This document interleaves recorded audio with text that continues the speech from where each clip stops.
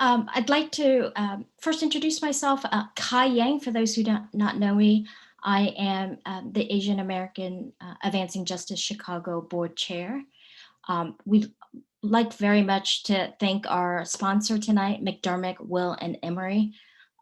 This event is made possible by them, and they're committed to legal excellence, extraordinary client service, and a high-performing, diverse culture worldwide.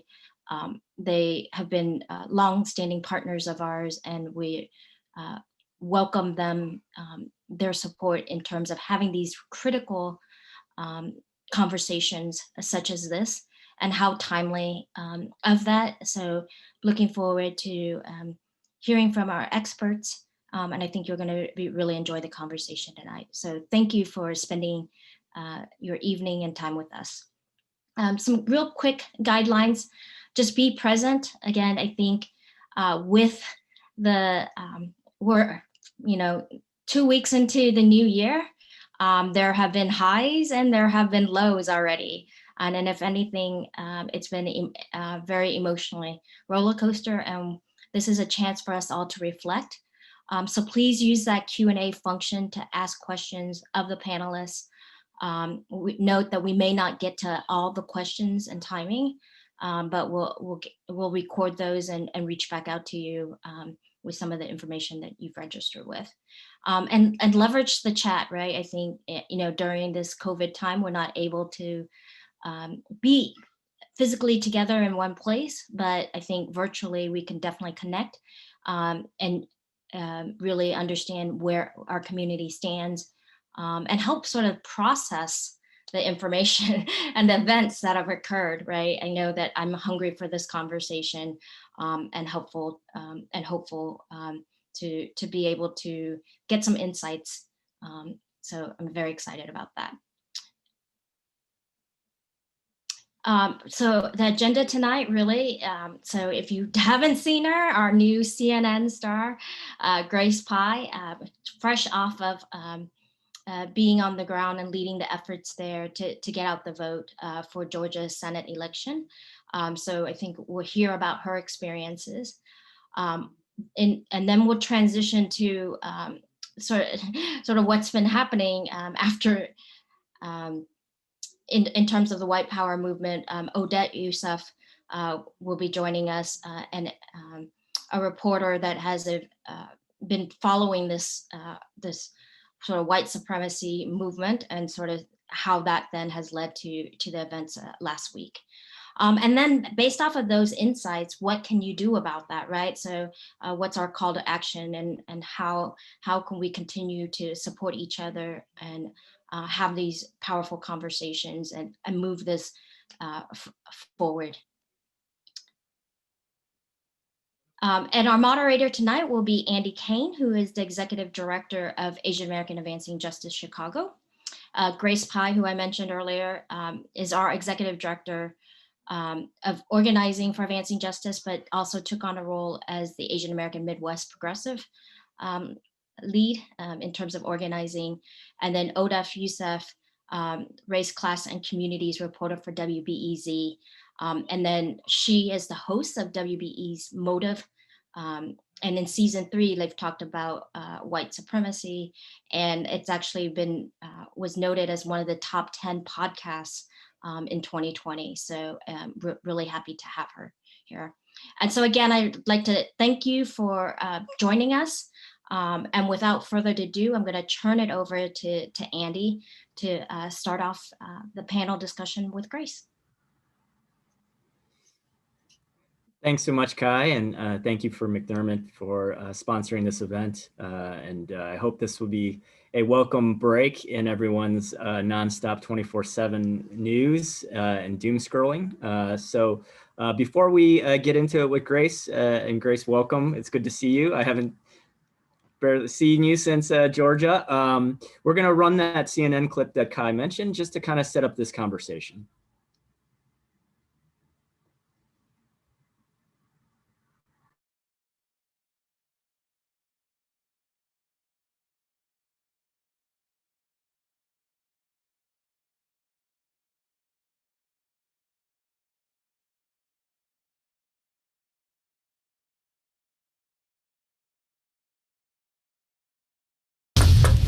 What looks like your typical political door knocking. I'm Syed, this is Grace. That's awesome. Sounds very different. We're volunteers with the Asian American Advocacy Fund. In the Georgia Senate runoffs. I'm not good at English, so. 저는 한국말 잘 못하는데. A Korean conversation about the critical contests begins. 부당한 이득을 받을 때가 있어요. 너무 수고했어요. Thank you so much. There are so many people like that woman who are Asian American voters who have never been asked about their, political beliefs, who have never been asked why voting is important to them. I think this tailored outreach means a lot. And it's why these grassroots volunteers are back, targeting Asian American voters in the Atlanta suburbs. While they are a small share of the total electorate in Georgia, the number of Asian American voters grew 7 times as much as other racial and ethnic groups combined. It's actually counties just like this that, at least in my view, gave Joe Biden that win. Georgia turned blue by a thin margin of just over 12,000 Democratic votes. Activist Stephanie Cho says years of local work is beginning to pay off. Did the AAPI vote make a difference? I'm so happy to say that it made a huge difference. I'm so proud to say that we had over 30,000 new voters, Asian American voters, for the first time. Hello, Georgia, how are you? So that, of course, was Grace on CNN. It was a great moment to see a colleague on national TV. And we're going to get into that. That was recorded and aired, of course, before the Senate runoff races were decided. But we're going to talk about the successful outcome of that, which the entire U.S. Senate and control hung in the balance with those 2 races.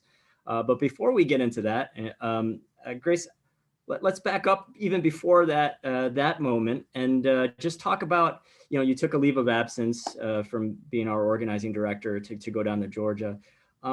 What led to that decision? What were your thoughts about, like, I'm going to, in the middle of a pandemic, get in a car and drive down to Atlanta and do this and lead the field door knocking effort for the Asians for Ossoff and Warnock effort? Yeah, no, honestly, when I was first asked to move to Georgia and to help run this door knocking program, I was very hesitant. And, the thing that really pushed me over the edge was just knowing how close that margin was in the November election. And that really proved to me that API voters could be the difference, right? That we could contribute to another historic win in Georgia. Like, people did not expect Georgia to turn blue in November. It wasn't one of those like likely to flip states, that the pundits were talking about on the news. And so I think that gave me a lot of hope. This was a totally unprecedented election. It's, not often that you see 2 Senate seats up at the same time. And, it was so close in November. In actuality, the Republican candidates for Senate in November garnered more votes than the Democratic candidates did. If you add together all of the candidates that ran as Republicans and all the candidates that ran as Democrats, particularly in Raphael Warnock's race, which was a special election. But knowing that, we were the underdogs, that almost added fuel to the fire, right? That we could really make a difference if we were able to successfully motivate API voters to come out and vote again, when people are not used to doing that. They're like, oh, the election already happened, but that was our job, really, to reach people and to make sure that they knew about how important this election was, that they needed to go out and vote again. And I just felt like there was a lot of hope in that. Right. And it's just as a reminder for those of you in the audience, we do have someone who will be passing along questions. So if you post in the Q&A, I'll do my best to wrap them in there, hopefully very naturally and smoothly. Well, what was the experience like? To your point, what you just said, we had in the organization just finished our own get out the vote work, phone banking and all of that. And then to do it all over again in a different state, in a different region. What was that experience like? And yeah, what were some of your biggest learning moments or biggest surprises while down there? Yeah, I mean, it was very different from the work that, our organization had done earlier last year now in 2020. We didn't do any door knocking whatsoever. It was all phone banking because of COVID. And Asian American Advocacy Fund PAC specifically asked me to come to run a door knocking program, right? Understanding the risks, but believing that we could do it safely. And I really believe that we were successful in running a safe program. We consulted nurses and healthcare workers unions on those best practices.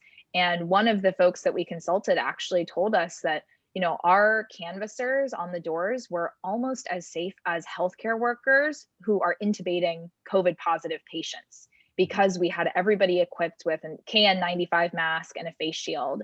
And all of our activities were held outdoors. That's the beauty of canvassing in the South, I will say. It was a little bit milder weather than in Chicago, maybe about 20 degrees warmer, which I appreciate now that I'm back here. But I think that that was really energizing, being able to meet people at their doors. Because of COVID and this year of social distancing, voters were really willing to have conversations with us. Mm-hmm. And we were able to engage people in that deeper way about the issues, right? While we were doing explicitly partisan work, of course, we were working to elect, Democrats. We really centered our conversations on issues, on people's life experiences, on how COVID had impacted them, on how they were struggling with healthcare access or what their hopes and dreams were for their families. And, that's exactly the same way that we approach our work at Advancing Justice Chicago, having those deep conversations with voters. And that's critically important no matter where you are in the country, but especially in a place where, or in a community where people are not getting that proactive outreach a lot of the time, may not, on their own feel really motivated to vote. It's up to us to kind of create that connection. And so I found that a lot of the lessons that I've learned, in Chicago were very applicable there. But some of the things that I learned that were kind of newer reflections or different. One is that suburban outreach is critical. So we were door knocking in the 5 counties in the metro Atlanta area, Gwinnett, DeKalb, Forsyth, Fulton, and Cobb, where there are significant, AAPI populations.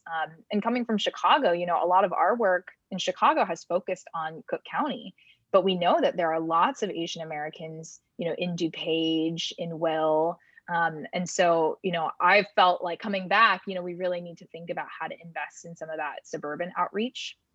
And then another thing that Asian American Advocacy Fund PAC does, which I thought was really effective, is having community organizers that are specific to individual ethnic communities. So they had an organizer for the Korean American community, an organizer for the South Asian community, and that really enabled them, even before this election cycle, to have built relationships with faith institutions, with community groups, with in particular languages, and in these places where people were already gathering and already had relationships. And so I think that was another, really effective part of the work that we were able to then build on, bringing people with particular language abilities into our door knocking program, making sure that we were tabling outside of, popular Asian ethnic grocery stores, and finding these different ways of reaching people where they already are. Well, a couple of follow-up questions then. One is coming from the audience. When you were running the door knocking campaign with the volunteers and the staff, did you sense any reluctance from folks to answer the door because of COVID? Or were you surprised or pleasantly surprised because all those precautions were in place? I mean, I know that was you underneath the mask and the visor and CNN because I recognize your voice. But I was also very relieved to see that, that was the level of care that was being done. But did you sense any challenges with people maybe not wanting to answer the door because of the pandemic? I thought we might. I was concerned about that, but we didn't hear any of that particular concern of COVID, being the reason why someone didn't come to the door. I think all immigrant communities are hesitant about coming to the door when they're not expecting someone. So I don't think that there was anything in addition to what already existed related to COVID. And, part of the reason why I say that is, Georgia didn't have a mask mandate when we were there. I don't think they have one now. And most people who opened the door were not wearing masks.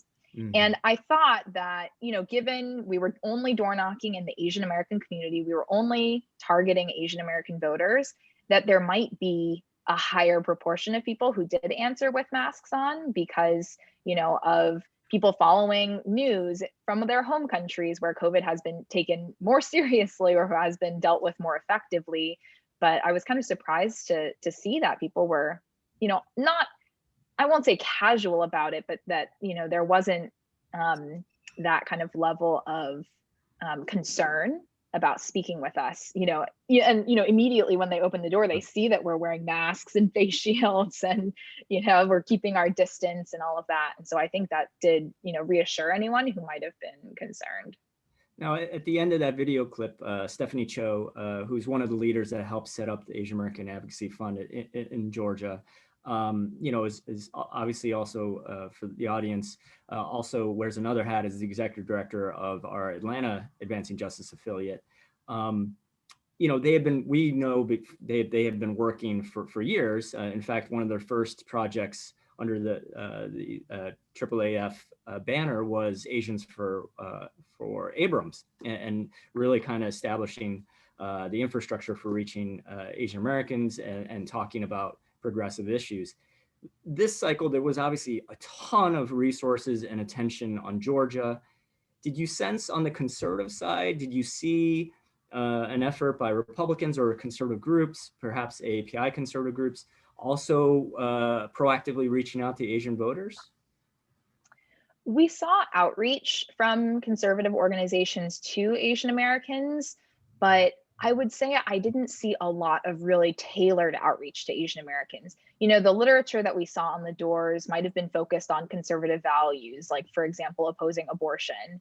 But I didn't see a lot of multilingual literature from conservative groups, for example, right? And knowing the rates of limited English proficiency in the Asian American community, I don't think that those organizations were specifically targeting Asian American voters with the kind of thoughtfulness and intentionality that we were. And, like you said, like the work of Asian American Advocacy Fund is work that began years ago. And so we're building, right, and creating this infrastructure to continue to both expand access to voting for Asian Americans through, campaigns like around language access that mirror the work that we've done in Chicago, but also, making sure that they are not just talking to these voters during election cycles, but talking to them about issues outside of election cycles. And I think that kind of year-round civic engagement is really important. Now, I would be remiss if we didn't talk about this last week. The night of the election for the Senate runoffs in Georgia, obviously the results didn't fully come in until the day after. I had I think a 1 hour window where I was very happy. And then, I think we all recognize all hell broke loose with the attack on the Capitol. If you want to share about where you were and how you processed all that, but yeah, just some thoughts about, the events of the last week, the role that President Trump played, and how you're viewing your work in Georgia and what happened there, and that positive moment almost immediately, in many ways being overshadowed by this last week. It did feel like our victory was overshadowed because we didn't even have, the final results in the race between Ossoff and Perdue until after news of the insurrection at the Capitol had come out. And so, that morning, the day after Election Day, we all slept in, kind of made our way to the office late morning, and we had our field captains gather at the office to return their materials, do a brief evaluation as we were kind of all basking in the glow of having, made this major accomplishment together. And just as we ended, people started checking social media and we're on Twitter. And, fortunately we were together. So we just stood in the parking lot, and talked about it.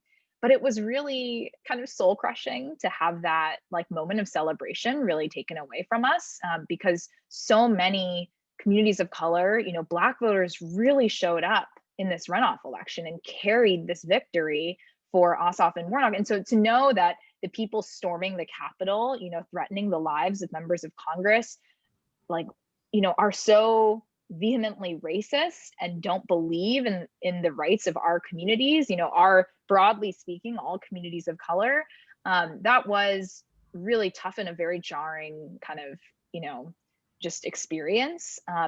But I draw a lot of hope in what we did accomplish and what we won. Georgia elected its first Black senator ever and first Jewish senator ever. And that gives me a lot of hope. I don't think if you had asked someone even 3-5 years ago, if they saw this happening in Georgia in 2020, 2021, that anybody would have been able to predict this. But we're playing the long game, right? And our work is not over just because we've won the Senate majority. Like, we have to, organizations like ours have to continue fighting for the things that our communities need and deserve, whether it's COVID relief or healthcare access or education funding or student debt relief or anything else. And, I think that's what I find a lot of hope in, is the way that the Asian American community came together across the country. I mean, I can't tell you how many different Asian American organizations sent people to Georgia to door knock with us, or made phone calls from their own states, or helped with translation of materials or community review. I mean, so many people pitched in and threw down and made this victory possible. And, all of us will continue advocating for the things that we need, and will build the long-term infrastructure to combat, this rising tide of white supremacy. Yeah, I think you just named the two stories that are competing about our country, right? One is communities of color more and more empowering themselves and voting in larger and larger numbers, and supporting very inclusive racial solidarity causes that lead us towards racial justice. And at the same time, we have the rise of white supremacy, literally attacking our democracy, right? And those two things happening at the same time. Grace, we're going to be shifting to Odette and talking a little bit more about the white power movement. But I wanted to end on a high note. The work of you and so many other leaders that went down to Georgia gives us the opportunity, the chance, right, for that progressive agenda. Do you have any words for the audience in closing about just any larger reflections that maybe we haven't touched upon, or that you just want to reiterate? I think I just want to reiterate that piece about the Asian American community nationally coming together. I feel like, it was almost like a family reunion, that so many people were a part of contributing to this win in Georgia from all different corners of the country, because we knew what opportunity there was, and because, our communities, no matter what state we're in or what city we're in, have been kind of, left in the shadows, that the mainstream political organizations and infrastructure have not paid our community a whole lot of attention. And it is on us, to do that work, to build those relationships long-term, to do the voter outreach in election cycles, and to do the community work outside of election cycles. And so I really feel, that we're in a really exciting moment as an Asian American community, because so many people are seeing the opportunity of being much more politically active, that we're seeing new Asian American organizations cropping up in battleground states like Pennsylvania and Georgia and Michigan, where that didn't exist just a few years ago. And they're committed to doing power building in our community, year round, and not just, when everybody's pouring money into their state for a big election. And so I feel really excited by that. I think there are so many great opportunities for us to all be involved. I mean, just thinking about, this week locally, Springfield, there was inauguration yesterday for the new class of state legislators, and we added 2 Asian American women to the state house, just this year here in Illinois. And Georgia did the same. There's 2 new Asian American legislators in their state legislature. And so that brings me a lot of hope. We're seeing those strides in representation. Of course, representation is not everything, but we're fighting to make sure that those folks who make it into public office are people who represent our values and who are progressive. So I'm very excited about that, and I feel like the future is bright for us. Thank you, Grace. I'm going to take an extra 60 seconds here. We just got a question here I'm going to sneak in. There was a question from the audience about any lessons learned from doing outreach to the Asian community in Georgia that, I mean, is it different? Do you think it's a lot of the same methods and approaches would be applicable in other places like here in the Midwest? I would say it's very similar. One thing kind of interestingly, you know, the Chicago area is very blue, right? We don't have to worry as much about the kind of partisan angle of our messaging, but in the Atlanta area and in Georgia, like that was a very important piece to stay issue focused first, you know, and not just lead with a pure partisan kind of message. And so I think that was something interesting. We, you know, created content specifically for particular ethnic communities. We had a one-pager in Vietnamese and English specifically made for the Vietnamese American community to combat some of the disinformation that's been circulating on social media. You know, I mean, I think our communities are the only ones who are tuned in at that level to what's going on. And so it really is something that we can do that nobody else can. Right? It's like calling your aunt or your uncle and talking to them about politics when a stranger just won't be able to make that connection. And so I think, you know, a lot of that outreach is similar no matter where you do it. Well, Grace, on behalf of everyone on the Advancing Just Chicago team, we were just so proud and thrilled that you were able to be part of that success in Georgia. I will say on a personal level, I am very much looking forward to you returning to work so that I can push back some of things that have been on my plate back onto your plate. So a little selfish there, full confession, but thank you so much.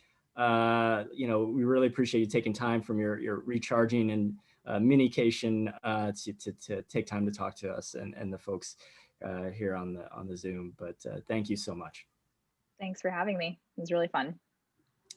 So we're going to be shifting now to Odette Yousef, reporter with WBEZ, for those of you that are public radio fans here in Chicagoland.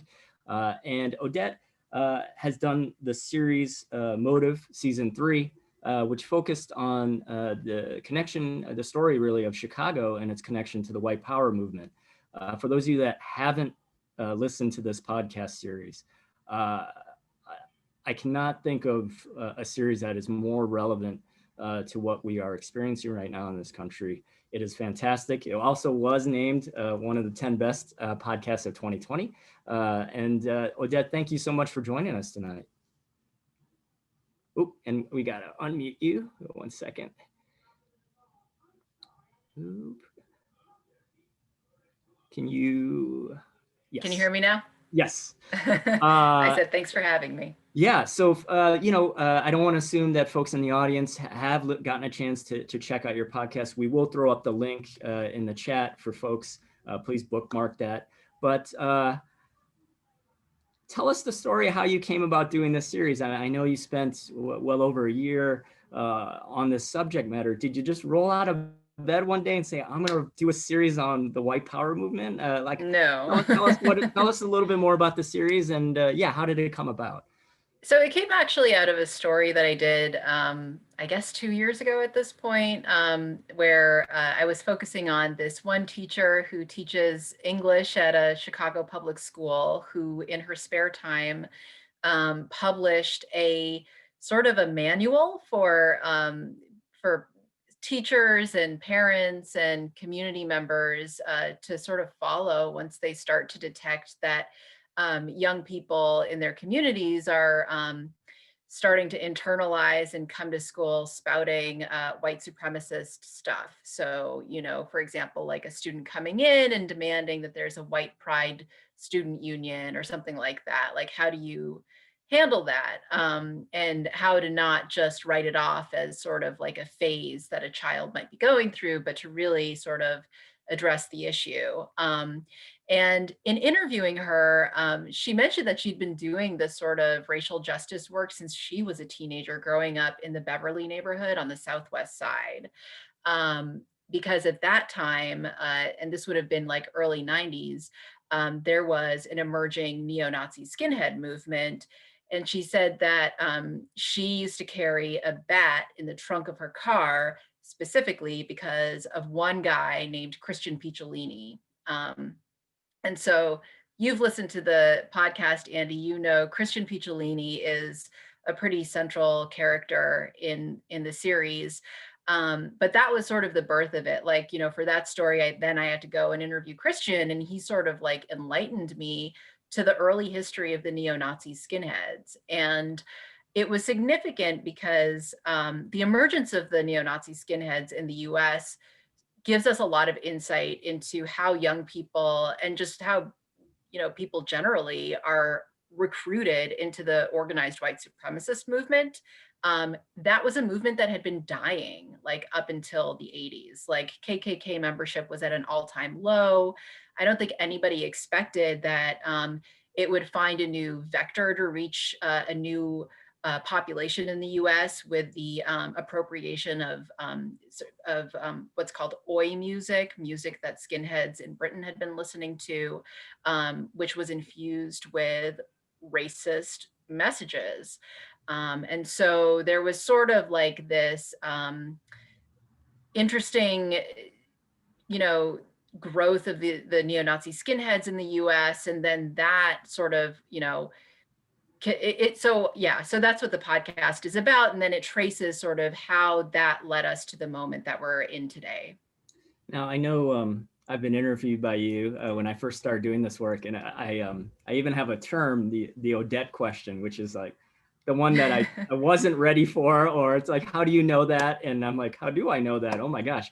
And I've always felt that you're definitely challenging and kind of coming in with a blank slate and an open mind. But what were you surprised by as you started to get into this subject matter and interview people?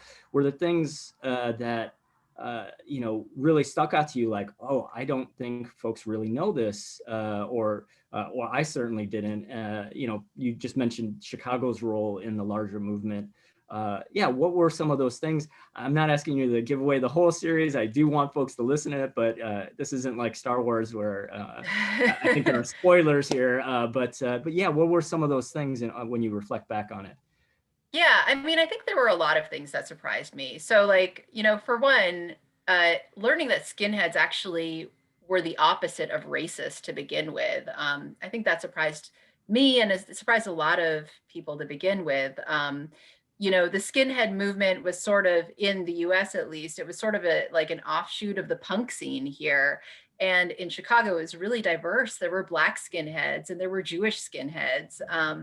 And then, what ended up happening was neo-Nazis, people who were affiliated with known neo-Nazis in the Chicago area, saw that scene as an opportunity to infiltrate it. And so they actually sought out the young people who were going to music clubs and stuff like that.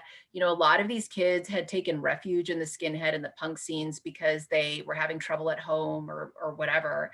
They didn't fit in at school. And these neo-Nazi recruiters, basically, they started making them feel like they were wanted and welcome and valued, and this is the worldview also that I have, don't you agree? And so I think that was really surprising to find out that it was sort of a scene that was exploited, and it was not a grassroots movement here. Another thing that like kind of surprised me with a lot of these skinheads is that, or not just skinheads, but even people that have been very recently involved in the white supremacist movement, is that, they tend to be attracted to extremes. And so I spoke with someone who was involved with the most extreme sort of end of the white supremacist movement. Just a few years ago, he was in the Atomwaffen division, which is considered a terrorist group. But before that, he had been something called a SHARP, a Skinheads Against Racial Prejudice, fighting, neo-Nazi skinheads. And, that sort of dramatic swing, it turns out, is like not uncommon at all, within the movement that I was studying. So there were a lot of really, surprising things. I think the thing, though, that was like least surprising is just that, like, these people that get involved in the movement, like, they do it because they they think that they find some sort of community among these people, and they're all sort of reinforcing each other's value and beliefs, and that's kind of what people were seeking. Yeah, what you're mentioning about the punk scene and the skinhead scene, not we tend to think of it now as like synonymous with white supremacy, and it sounds like that definitely wasn't the case for a very long time, that culture was very different. It does remind me a little bit about gun culture. Originally a lot of gun owners were hunters and collectors and skeet shooters, and I think they refer to it as like gun culture 1.0, whereas obviously most people now think of gun culture 2.0 as anti-government folks, very aggressive Second Amendment militia type folks, and a very different set of firearms that folks are sort of gravitate towards, right? High-powered military type style weapons. It's really important for us to maybe try to see, to your radicalization point, like where are those other areas that folks are going to start in the white power movement, going to start trying to recruit and radicalize folks. But on that point, similar to Grace, I mean, it's inescapable, and I would be negligent in my responsibilities if we didn't talk about this last week, and the attack on the Capitol, the insurrection. Obviously, a lot of white power groups were visibly present, but as you were seeing that unfold, having now come to the end of this series, what were some of your thoughts or observations, or maybe new questions you have as you're, and we're still getting new information as it comes in about the attack? Yeah. So, in the series, we get to a point, the series was released in, September and October. So, it was done before the whole point actually was to get the series out before the election. And we did. And it led to a point in the second to the last episode where we basically predicted that there was going to be political violence in the streets, and it was going to happen either in the lead up to the election itself, or or after the election. And when I remember when I was putting that episode together, thinking, I think we very well could see conflicts at voting polls. I think we could see violent street fights the way that we did see in several cities over the summer, after the George Floyd killing. But I really never imagined that there would be an organized effort to, and a successful effort to breach the US Capitol. I guess it doesn't surprise me that maybe something like that would be attempted, but I just never thought that the systems would fail that did, particularly with the Capitol Police, to let it get as far as it did. Like, that was still shocking to me. I just going to play devil's advocate, because I had an exchange with a friend who is more conservative than me, and hasn't listened to the Motive series, isn't alarmed or particularly concerned about the white power movement. It's not something on their radar. And they were like trying to basically say, well, I think it's a little overblown what their what their presence was at the attack, whether it was at the rally or the insurrection, the invasion of the Capitol. And I tried to point to him to the photos and the signs and things that we saw. For my own benefit, if you're confronted with that viewpoint, do you expect we're in an age where disinformation is rampant. What facts or what things would you point to that would maybe signal or be able to serve as evidence to others that no, this is definitely part of a larger plan. This isn't some random organic act. Oh, well, I mean, we've seen the videos, right, of the folks actually that were in the US Capitol working together with, they had, maps of where the offices were. They had a division of labor. I think that we're learning that people knew where the offices were. People had gained, access to parts of the Capitol that even people that work in the Capitol don't know where some of those offices are. People showing up to these protests with earpieces, to communicate with other people. I think look, nobody wants to admit, for example, that we're all breathing poisoned air, for example, just as a hypothetical example, because there's nothing, you feel helpless, it makes you feel like there's nothing you can do about it. It's just easier to deny it. But this movement has become widespread to the point, and we saw it on display last Wednesday, that you just can't deny it anymore. I know I'll only have you for a few more minutes before you have to get back to your regular life at home, and we really appreciate you taking the time out to talk with us. Since you are a reporter and you and I occasionally, are there any questions that you have for us or for Advancing Just Chicago, for me, as we sort of enter this next unknown phase of this week leading up to inauguration? I mean, I guess I'm wondering, like, what does the work look like ahead for organizing immigrant communities? I think one thing that sort of lends oxygen to people who deny that this is a movement that's tied in with the white supremacist movement is seeing images of African American people or Asian American people at Trump rallies. It allows people to deny that it's a white supremacist movement, and so I guess I'd be interested to hear, like, what's the work ahead to sort of gather everyone under the same umbrella. Yeah, I mean, thanks for asking that. And I don't think there's any necessarily one AAPI group around the nation that has the answer in this, but we do know that a lot of our first gen community in particular communicate using very specific platforms, whether it's Kakao or WeChat or a GroupMe. And, disinformation campaigns are going to find their way into those spaces. There are ethnic media, sources that maybe are a little bit looser, that they'll publish, they'll publish things if you submit it to them, regardless of whether they are factually correct or not. I think what you're likely to see is on a national scale, some of the larger groups. I've just had this conversation with my DC affiliate earlier today, putting in place a strategy and a plan. I know we're already kind of behind, but it's never too late to come up with a strategy where we can at least consistently message out facts, right? and to the degree we can dispel some of the disinformation that leads to a very flawed racial analysis about what's happening. So that's one.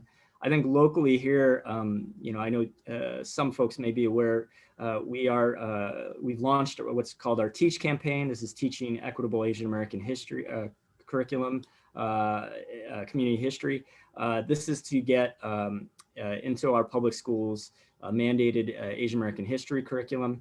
We're the fastest growing community in the state, but we also have partnered with PBS to create free K through 12 curriculum that they can just adopt. So it should be cost neutral. This is a longer term investment. I have a MAGA uncle.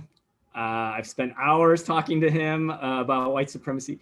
I can't say that I've always been super successful, and certainly that's worth doing, but I think we're likely to yield even larger success with the younger generation, where they're able to learn about their own history, about the history of Asian Americans in this country and being oppressed, right? And connecting those stories to other communities of color and what our country has gone through. So, those are two of the, I think, areas that we're likely to see larger efforts nationwide around. But you're absolutely right, Odette. This is a major challenge, I think, when you look at,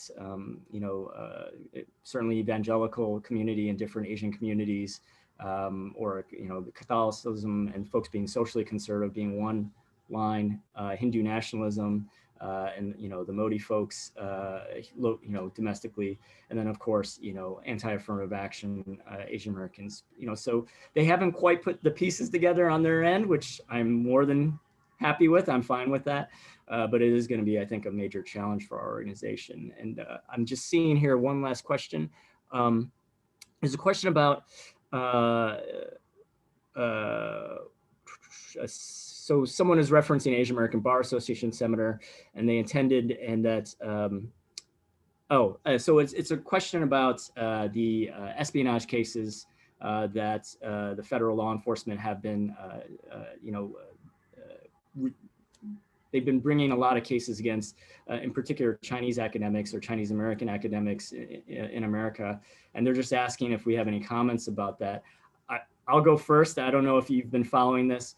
I think this is definitely a concern that our DC affiliate has been monitoring. I think I don't know exactly what Advancing Just Chicago's role is in this, but I will say this, that I find it peculiar that we continue to see stories, factual stories about Russia hacking our entire defense apparatus, national security apparatus, meddling in our elections. And I am not trying to let the People's Republic of China off the hook about their treatment of Hong Kong or all those things.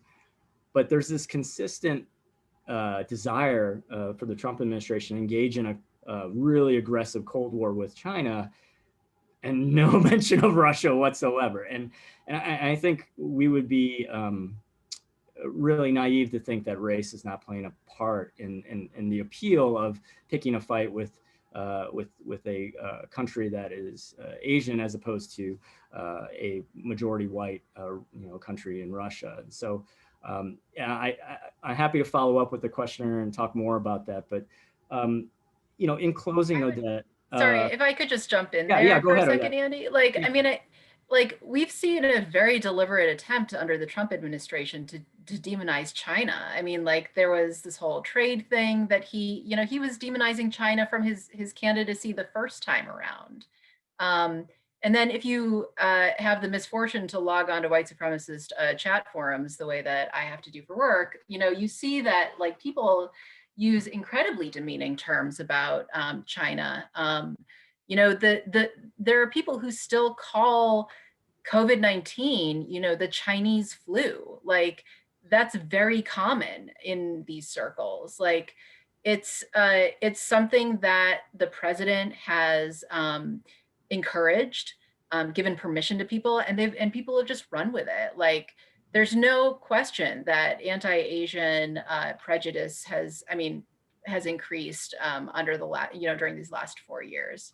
Yeah, in fact, all the blaming, scapegoating around the pandemic and COVID is one of the reasons we created a whole new program just as a result of that with our bystander intervention training, just because we know, unfortunately now, even after Trump is long gone, the pain and suffering from the pandemic and all the scapegoating that even if it stopped now, we're still going to have to deal with a rise in hate incidents. So I hope you don't have to cover too many stories about that, but I think we know it's going to happen. But I wish we could end on a happier note, but I think sometimes, that is the state of the country, and it's important for us to just acknowledge the truth. But Odette, I want to thank you first of all, for the series, for all the work you put into it. Congratulations on being, I don't know if you get a trophy for that or a medal for being one of the top 10 podcasts of 2020, but certainly had my vote. This is going to be, I think, a longer term conversation. So I hope in the future we can come back and do this again, but hopefully with some more progress and better news about things that are happening to fully address it. But thank you so much. Thank you. So I wanted to close by thanking again our sponsor, McDermott, Will & Emery, all of you for joining us. I had a few just takeaways, action items. We always, as an organizing organization, want to be able to give people things that you tangibly can do to help us address the problem. So there's a couple ways. One is we have a racial equity pledge. This is just something expressing your commitment to helping fight alongside of us to achieve racial equity. The link should be up in the chat. The second is, and I just mentioned this, we are seeking groups and associations and faith institutions to partner with to bring our bystander intervention training to your community members. We feel like this will better equip people to be good neighbors, to hopefully de-escalate situations before they become really serious hate incidents. And then finally, our Teach campaign. If you want to stay connected to how you can potentially help with us getting that mandatory school curriculum so that people know about the Asian American history, know these stories when they're in school, and hopefully we can head off a whole generation that might be susceptible to the white power movement. But those are some of the real tangible next steps. I invite you to any of them would be tremendous help. And then finally, of course, if you are so inclined or if you are currently a donor, thank you so much. If you haven't, please consider giving. Every little bit helps. as I know we all would like to think 2020 is over and all the problems go away. I think we were reminded this last week that isn't the case. But once again, I just want to thank everybody for this event. Thank you to McDermott. I hope folks are safe and enjoy the inauguration week, which I hope will be peaceful. But thank you, everyone. Have a great night.